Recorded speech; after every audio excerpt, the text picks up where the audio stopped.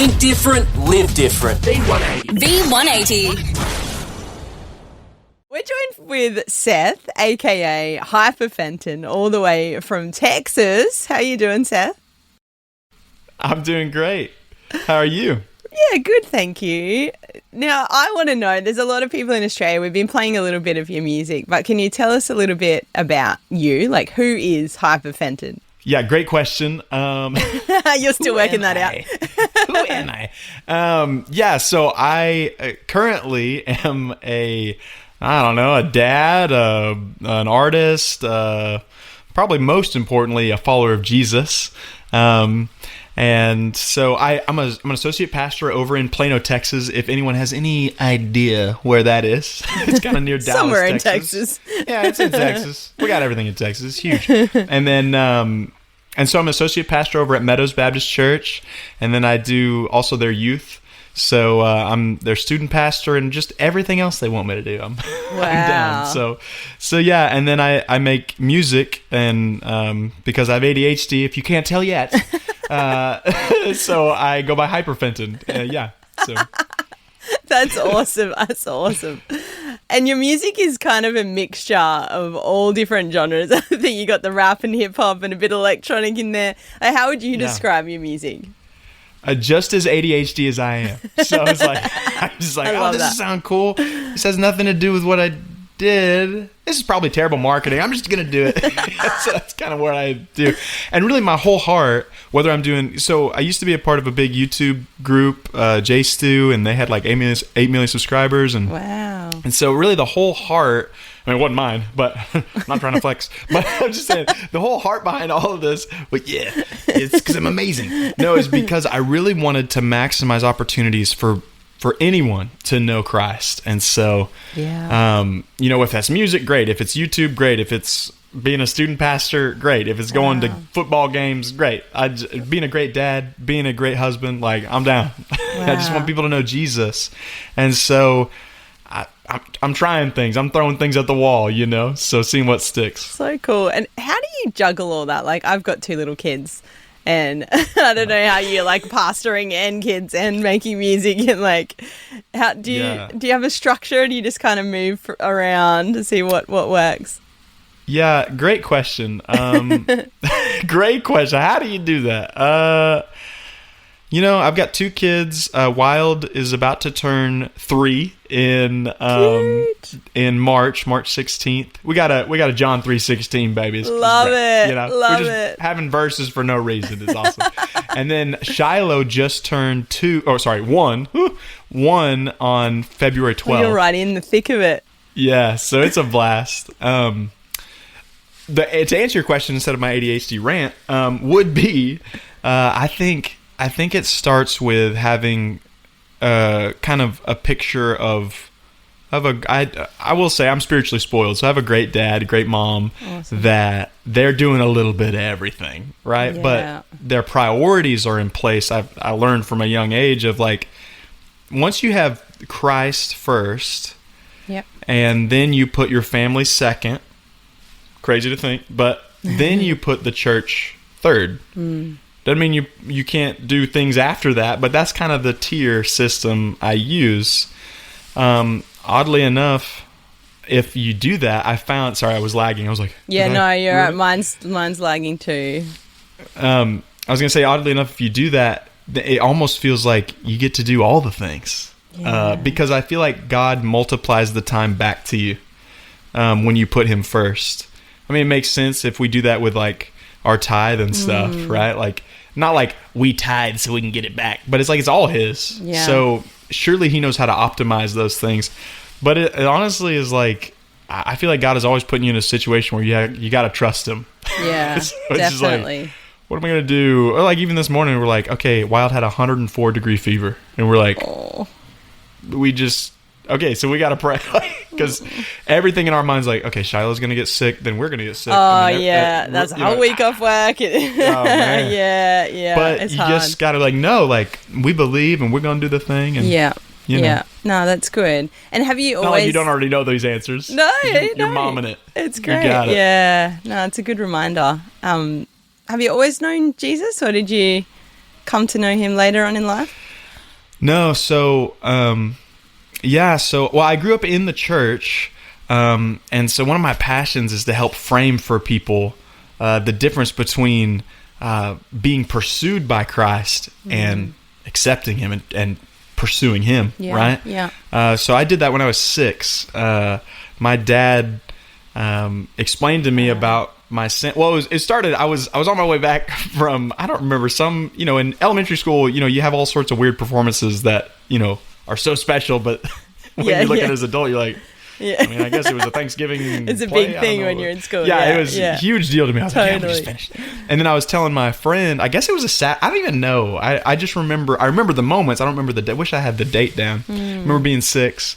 I remember telling my friend, like, bro, we got to spend the night, like it's party time, at 6 years old, as you do. And he's like, well, I can. I'm getting baptized tomorrow. I'm like, what in the world is that? Never heard of that. He's like, well, maybe you should ask your dad, the pastor, and just ask him what that is. I'm like, okay. So I ask him, and he begins to tell me about, what sin does and how it separates you from an eternal God. And I remember what I like to call that special kind of sadness where you realize, wow, like I was talking to a student last night, because I do Wednesday nights for students. Awesome. And I remember telling them, because he's like, I get that, like God is good and He loves us, but I'm having a hard time feeling like, why do I need to be saved? Like what's so, like, how do I know that there's a hell? How do I know there's these things? And I think that's where he's at. He's trying to learn this special kind of sadness that comes from realizing, like, maybe Mel, you're like 10 times better than me, right? But compared to God, yeah, it's like, I mean, maybe Kelly, my wife, is just a billion times better than you. But compared to God, it's like, man, we need some help. Yeah. We're in trouble. Yeah. If that's the standard, to be holy as He is holy, it's not a matter of, well, just don't be bad. It's a matter of, we can't be that. Yeah. And so that's what I realized as a kid. Like, I don't realize the whole Trinity. I just realized, like, I need help. I need Jesus, and He's offering this gift, not just as a do these things, because that wouldn't make sense either. Right? Like, do enough good things so you can equate to God. Like, how are you going to do that? Yeah. So when at 6 years old, I remember praying that prayer, realizing, Lord, I know I'm a sinner. I know I need You.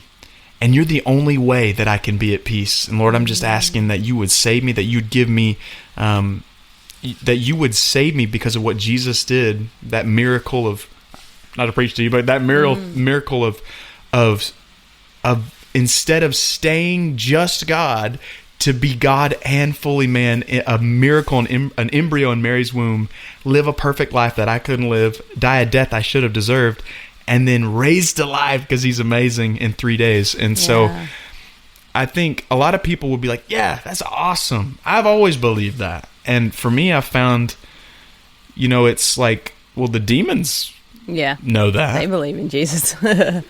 So they're not saved. So what's the difference? And I think the difference is, it's like a marriage. It'd be weird if I was like, yeah, I've always kind of been married to Kelly. You'd be like, that's true. Okay, well, that's kind of weird. Or it's like, I've been married to Kelly my whole life. I just never met her. Yeah. You'd be like, this guy's weird. Yeah. But it was that moment that at 6 years old, I was like, I want to know Jesus and be known by Him. So I commit my life to following Him. Simple as a prayer did that. Sorry if that was like a whole spiel. No, that's great. That's great. And when did music come into it all?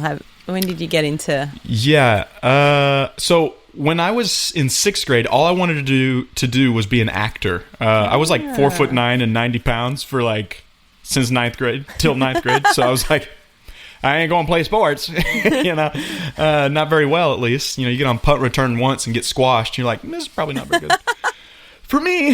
But so then I was like, I started theater. So my mom's big into theater, and she was our theater teacher, and mean, just killed it in public schools. It was awesome. Just like made, like some of the football players were like, can we do theater? It's like crazy, you know?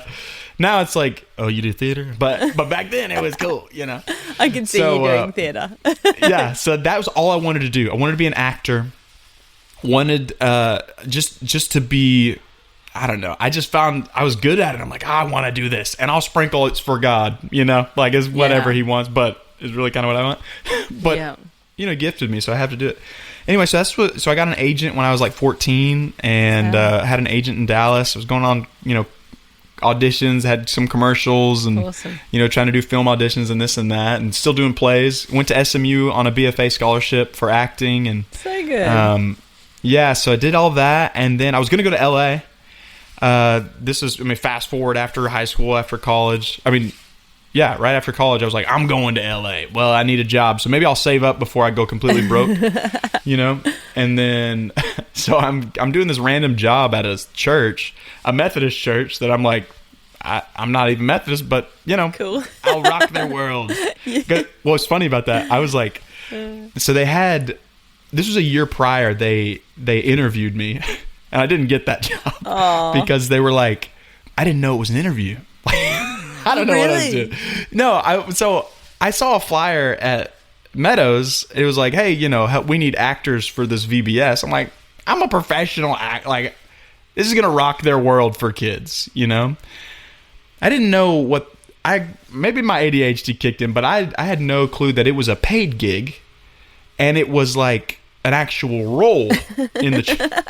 So I'm hopping on the phone like I've hung the moon, you know. I'm like, what's up? Yeah, you know, I do this, you know, blah blah blah, and it clicks at some point with the questions like, they're interviewing me. Hang on a minute. This is an interview. Like, I'm bombing this. Like, this is not like I don't have the job. Oh, that's so good. And then so I'm a senior at that point in college, and like a couple weeks later, the freshman gets it. Like, I'm that bad. Like, it's like, no, let's get anybody. So what's crazy is this guy, anyway, it's just a funny story. So anyway, so this guy, he can't, like, he bails on them like a year later, just had a conflict, and so they couldn't find anybody, so they're like, I guess we'll get that guy. Yeah, we joke about, I mean, I was there for like 2 years after that, and it was a great time, but it was, you know, they're like, all right, we'll try him once, you know, because he was just crazy, you know. And then I ended up doing that from intern to part-time to full-time. So good. Started doing ministry, and I really started this path of, what if the whole reason God wanted me to do acting was so he could get me to this point? This is kind of a crazy, doesn't make any sense, but to me, yeah, and my wife, is we were sitting in the car, Kelly and I, and we were listening to worship music, as one does, and we were just seeking the Lord. And I remember just clearly, because I was like, hey, Kelly, like, you know, I'm gonna go to LA, you know, like, I don't know how long it's going you know, pan out. Yeah. But I guess we should seek the Lord, because, you know, like, we love each other, and, you know, but I don't see you just, you know, we're just dating long distance. I don't know what's going to happen. Yeah.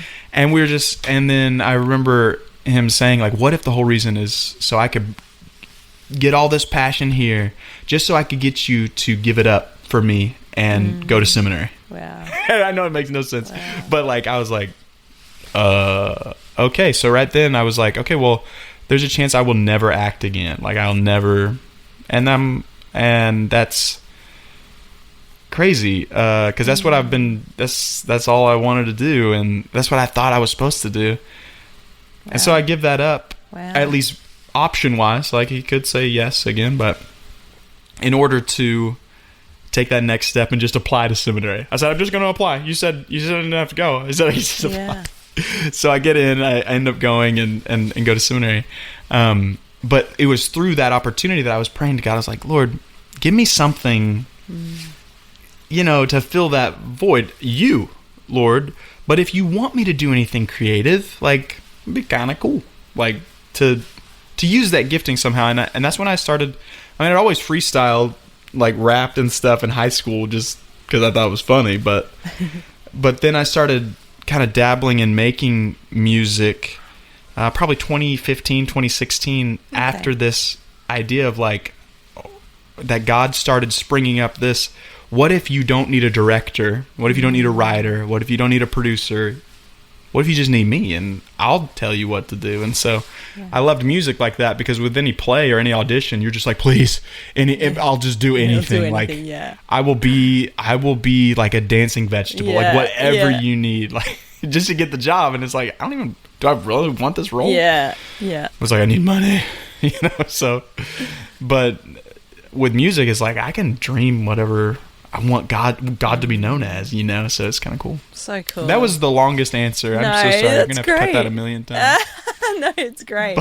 It's great to get a bit of a backstory on you and your life and how you got to where you are now. And we're playing your track, Save Me, I Know I Need Saving, on V180. Can you tell us a bit about that one? Yeah, well, really, that is... And I don't know if it's because I've heard it 1,000,000 times now, but that's part of my explanation of the gospel. Mm-hmm. When I usually lead, most students aren't like, let me just rock out the sinner's prayer by myself. But so I usually have a call and response, like, hey, I'm going to pray this.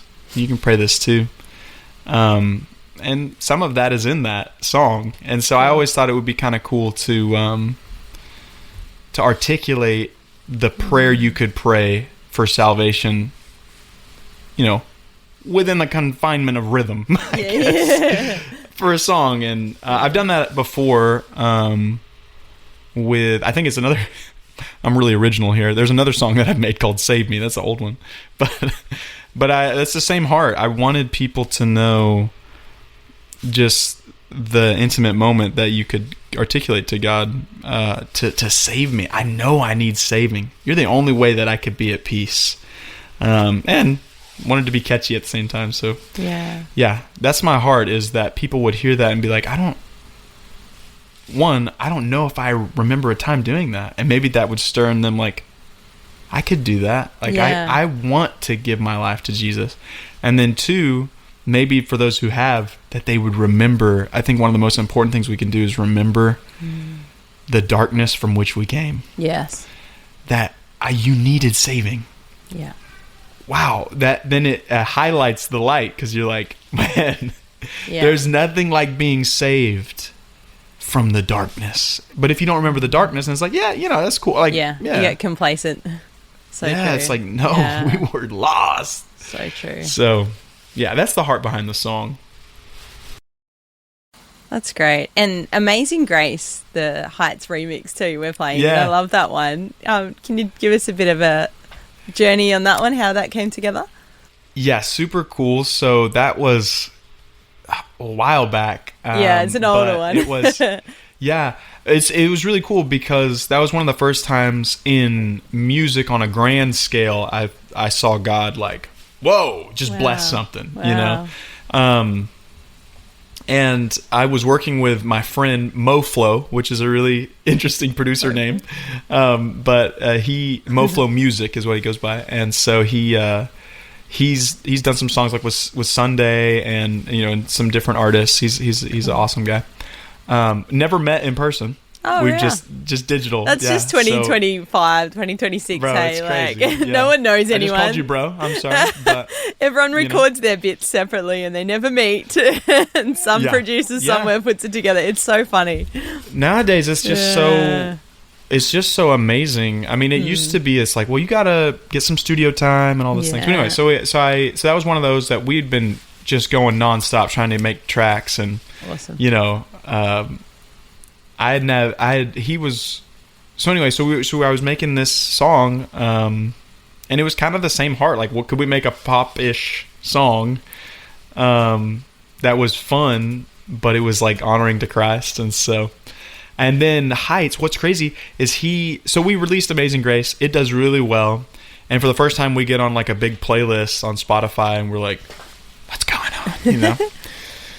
Well, I was like that. MoFlo was always like, that's cool. It's real chill. You're like, oh my God. Which that's why we're probably combo. It's like, he's like, yeah, it's good. That's great. It's great. Praise God. I praise the Lord. It's great.